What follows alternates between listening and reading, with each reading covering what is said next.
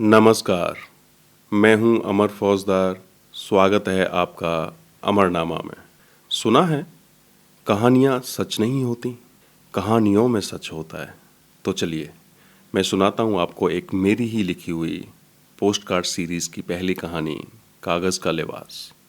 अंतिम पत्र।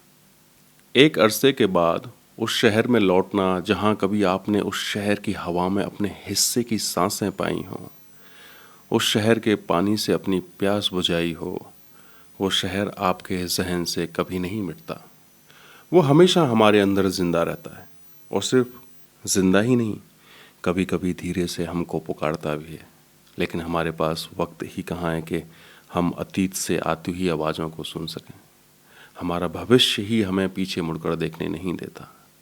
और सच तो ये है कि आज जो भविष्य हमें दिखाई पड़ता है वो भी एक दिन अतीत हो जाएगा।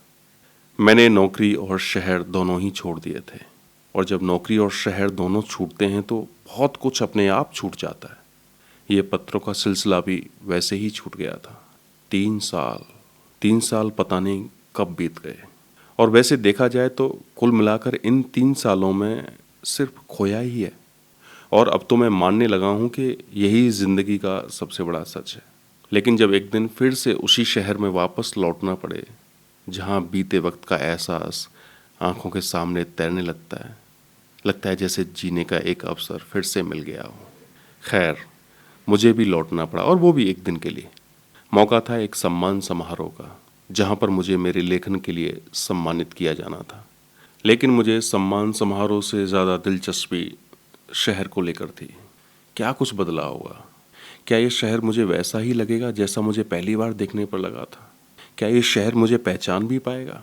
इसी शहर में ही किसी ने मुझे 14 पत्र लिखे थे, और वो भी लंबे लंबे। उन्हीं में से किसी एक पत्र में लिखा था कि तुम मेरी पसंद की कहानी कभी नहीं लिख पाओगे। मेरे पैर जैसे ही इस शहर की जमीन पर पड़े, तुरंत मुझे उस वक्त ने आ घेरा जो मेरे अंदर कहीं किसी कोने में छुपा हुआ था। और इसी वक्त ने मुझे उस सवाल के सामने ले जाकर खड़ा कर दिया जिससे मैं बचना चाहता था। और वो सवाल था कि क्या अब तक मैंने कोई भी ऐसी कहानी नहीं लिखी जो उनको पसंद आई होगी? क्या उन्होंने मेरी सारी कहानियां पढ़ी भी होंगी? लेकिन ये सारे सवाल ज़्यादा देर तक जिंदा नहीं रह सके, क्योंकि अतीत की एक मोटी सी परत और वर्तमान की उलझनों ने इस पूरे वाकया को जल्दी से ढक दिया। विज्ञान भवन में समारोह था। समारोह के बाद जैसे ही मैं विज्ञान भवन से बाहर निकला, करीब एक 21-22 साल का लड़का मेरा इंतज़ार कर रहा था। वो मेरे पास आया। पास आकर एक पैनी नज़र से उसने मुझे ऊपर से नीचे तक देखा और फिर मेरा नाम पूछा। नाम पता जानने के बाद उसने अपने बैग से एक लिफाफा निकालकर मुझे पकड़ा दिया और बोला, सर जस्ट अ सेकेंड। मैं कुछ समझ पाता उससे पहले ही उसने अपना मोबाइल निकाला और लिफाफे के साथ मेरा फ़ोटो खींच लिया। जितनी जल्दबाजी में उसने मुझे बाय बोला, उतनी ही तेज़ी से चला भी गया। तब तक मेरे होटल की कार भी मुझे वापस होटल ले जाने के लिए आ चुकी थी, और मैं गाड़ी में बैठ गया। बाहर खड़े होकर तो मुझे इस लिफाफे को खोलने की हिम्मत तक न हुई। पता नहीं किस अनजान डर और संकोच ने आकर मुझे घेर लिया था। अंततः मैंने लिफाफा खोला, और लिफाफे को खोलते ही जो एक बीते वक्त की मोटी सी परत इस पूरे वाकया पर फैली हुई थी, वो तुरंत हवा में बिखर गई। लिफाफे में एक पत्र था। काफ़ी देर तक मैं उस पत्र को यूं ही हाथ में लिए बैठा रहा और गाड़ी की खिड़की से बाहर भागते हुए शहर को देखता रहा। मैंने अब खिड़की का शीशा भी नीचे कर दिया था। एक बार फिर इस शहर की हवा मेरी सांसों में घुलने लगी थी। इंतज़ार करना वक्त के साथ बेईमानी थी। मैंने पत्र पढ़ना शुरू किया। आपको आपका पहला कदम मुबारक। मुझे बहुत खुशी हुई ये जानकर कि आपकी कलम एक बार फिर से आपको वापस इस शहर में खींच लाई। ज़रूर कुछ उधार बाकी रह गया होगा। मैंने तो सोच ही लिया था कि इस बार मैं आपसे मिलने आ ही जाऊं। पता नहीं फिर कभी मुलाकात हो भी या ना हो। लेकिन फिर मैंने ये ख्याल छोड़ दिया। पता है क्यों? क्योंकि मुझे एक बहुत बड़ी चिंता ने आकर घेर लिया था कि मैं आपसे मिलकर क्या बातें करूंगी। मैंने आपकी सारी कहानियां पढ़ी हैं। अब क्या कहूँ, सबकी सब आधी अधूरी हैं। और वैसे भी आपने मेरी पसंद की कहानी तो अभी तक लिखी ही नहीं है। तो मैंने सोचा आपसे तभी मिला जाएगा जब आप मेरे पसंद की कहानी लिख देंगे। कम से कम उस कहानी के बारे में ही आपसे कुछ बातें तो कर पाऊंगी। अभी मैं सोच रही हूँ कि और क्या लिखूँ। लेकिन आप ये मत समझ लेना कि मेरे पास लिखने के लिए नहीं है। बहुत कुछ है, और सब कुछ आपके लिए ही है। वैसे एक बात कहूँ, जिस दिन आप मुझे कोई नाम दे दोगे ना, उस दिन आप मेरी पसंद की कहानी ज़रूर लिख दोगे। कितना खूबसूरत होता है जब हम किसी को उस नाम से पुकारते हैं जो सिर्फ हमने दिया है। ऐसा कैसे हो सकता है, अभी तक आप एक नाम भी मेरे लिए नहीं ढूंढ पाए? कितनी दुख और आश्चर्य की बात है। एक लेखक के लिए एक नाम सोच पाना इतना मुश्किल, बस एक नाम। मैं नहीं चाहती हूँ आप भी मुझे उस नाम से पुकारें जिससे मुझे पूरी दुनिया बुलाती है, जो मेरे हर सर्टिफिकेट, आधार कार्ड और पासपोर्ट पर है। अच्छा छोड़िए सब नाम वाम, एक बात बताइए, क्या हर शहर में आइसक्रीम का स्वाद एक जैसा होता है या कुछ अलग? मुझे तो लगता है कुछ तो अंतर हुआ, क्योंकि हर शहर की हवा और पानी में फ़र्क होता है। मेरी ज़िंदगी तो एक ही शहर की ज़िंदगी है। बड़ा मन है मेरा कि आपकी नज़रों से मैं आपका शहर देखूं, पर क्या करूं, आपके पास भी तो किसी से उधार ली हुई नज़र है ना। जल्दी से ये उधार चुका दो, अब और मुझसे इंतज़ार नहीं होता। पत्र की आखिरी पंक्ति थी कि अब और मुझसे इंतज़ार नहीं होता।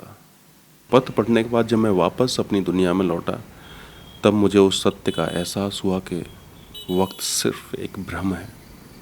मैंने ड्राइवर से लिफाफे के पीछे लिखे पते पर चलने को कहा। कार अब बिल्कुल विपरीत दिशा में दौड़ रही थी। जितनी गति कार की थी, शायद उतनी ही तेजी से बहुत सारे सवाल मेरे मन में दौड़ रहे थे। दरअसल पत्र में लिखी उनकी आखिरी लाइन मेरे मन में अटक गई थी कि अब और मुझसे इंतज़ार नहीं होता। मुझे याद है एक बार उन्होंने अपने पत्र में लिखा था कि इंतज़ार ही उनकी शक्ति है, बिल्कुल वैसे ही जैसे एक नदी समुद्र से मिलने की यात्रा में एक अनंत इंतज़ार से गुजरती है। उन्हें किस चीज़ का इंतज़ार है? किसके लिए उन्होंने इतना लंबा इंतज़ार किया?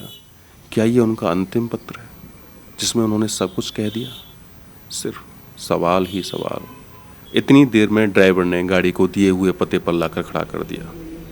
मैंने गाड़ी से उतरकर एक फूलों का गुलदस्ता खरीदा और उस खंडहर सी पड़ी इमारत में प्रवेश कर गया। पता पड़ा 26 सेकंड फ्लोर। मैं अब दरवाजे के सामने खड़ा था।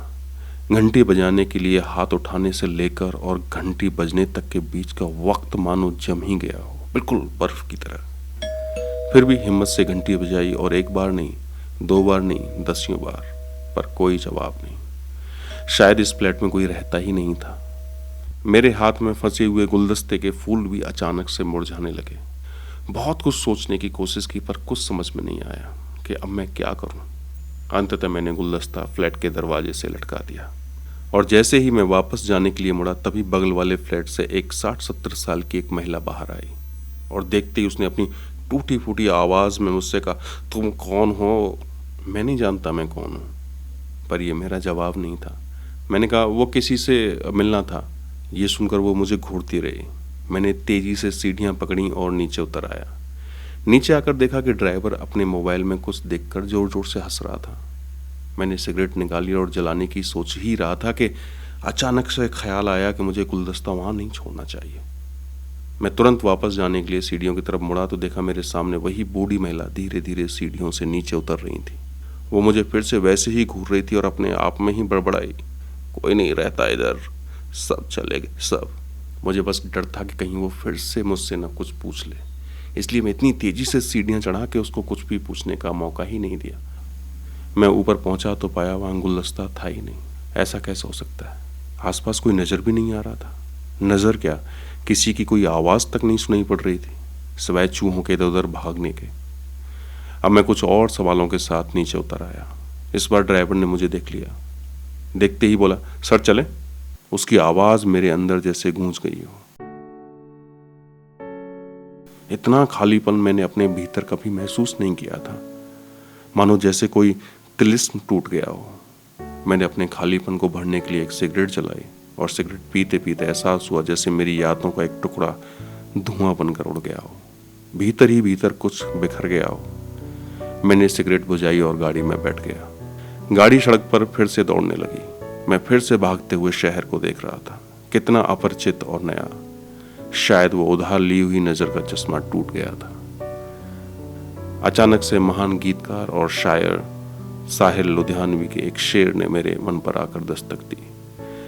ले दे के अपने पास फकत एक नजर ही तो है, क्यों देखें जिंदगी को किसी और की नजर से हम। ड्राइवर ने पूछा, सर कोई गाना चला दूं? हाँ चला दो, अपनी पसंद का चलाना। उसने गाना चला दिया था, उसके पसंद का था या नहीं मालूम नहीं, लेकिन वो गुनगुना रहा था। गाना चल रहा था, गाड़ी दौड़ रही थी और उनकी पसंद की कहानी भी मेरे अंदर अब भाग रही थी। उसका नाम भी मैंने सोच लिया था, गुलदस्ता। मुझे पूरी उम्मीद है ये कहानी उनको पसंद आएगी और आपको भी।